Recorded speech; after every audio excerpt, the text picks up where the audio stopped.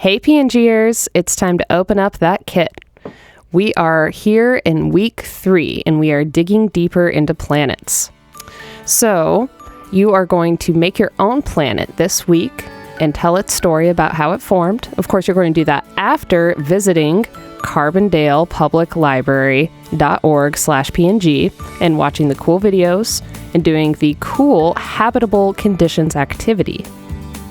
Then you get to open up your kit and take out your core of your planet, which is that styrofoam ball, and your clay, and your color, and your sand. And those are the materials that you'll be using to craft your own planet. Now, you're going to want to make sure that you're working on a wax paper surface or some newspaper or something this whole time, because you don't want to get dye everywhere.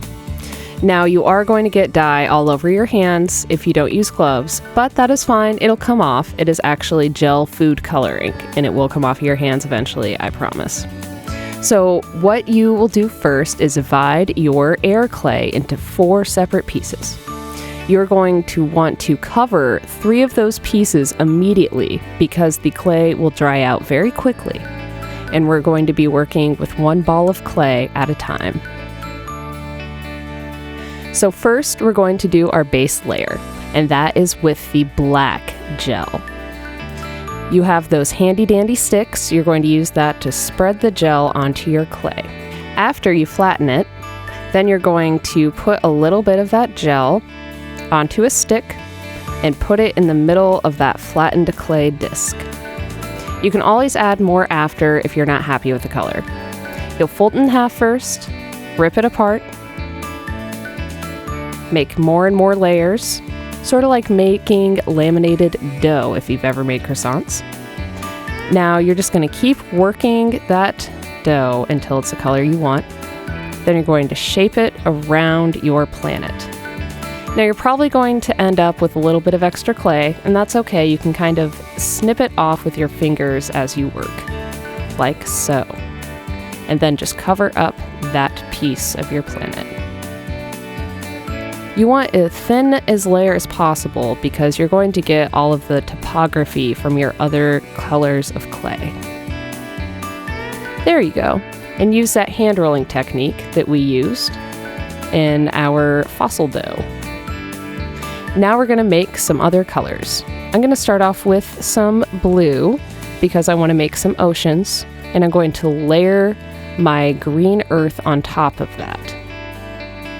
Using the same method, just mixing it up. And then I'm going to make a slightly darker blue. And of course, you might not do this. Your planet might be different. You might be making a gassy planet full of just pretty purples and reds. But I'm going to make a pretty livable planet. That's going to be the story of this planet. And you can add some nice layers and some nice 3D effects to your water and to your green parts of your landscape and your mountains later if you decide to add those, just by shaping the dough how you want. Just use your fingers in a variety of ways and you'll get different textures. Here I'm going to make some nice streams, some nice rivers with that different color of blue. And after washing my hands, because I will transfer the dye to this new white clay, I'm going to make some pretty green. All of that water on this planet allowed for plants to form.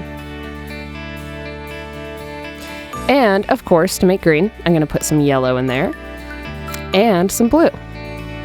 There's a handy-dandy color guide online. You can go check that out on our website. And you might want to try to shape your dough first before putting it on your planet. It'll make it easier to shape. And now I hope you're seeing why I put the blue on there first, because now it looks like the ocean and the lakes are actually sitting in the basins of the land. Now I'm going to put some cool mountains on. That would be a what? A convergent boundary of the plate tectonic system of this planet. Remember from week 1. And now I am making a divergent boundary with some lava coming in from between the plate tectonics as they separate from each other.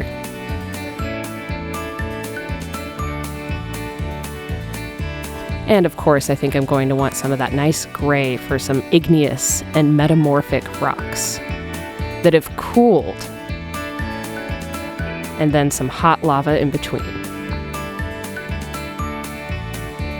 And now for some fun sand. Now remember to add your sand only when you are done adding all of the clay that you want to add, because it will be very hard to add more clay after putting the sand on. Now there's some nice igneous and metamorphic rocks, and some nice waves and white sandy beaches. And that's my planet. Check out my planet story on our website, and don't forget to send your planet story, and I'll put them up there too so we can all see what we're up to.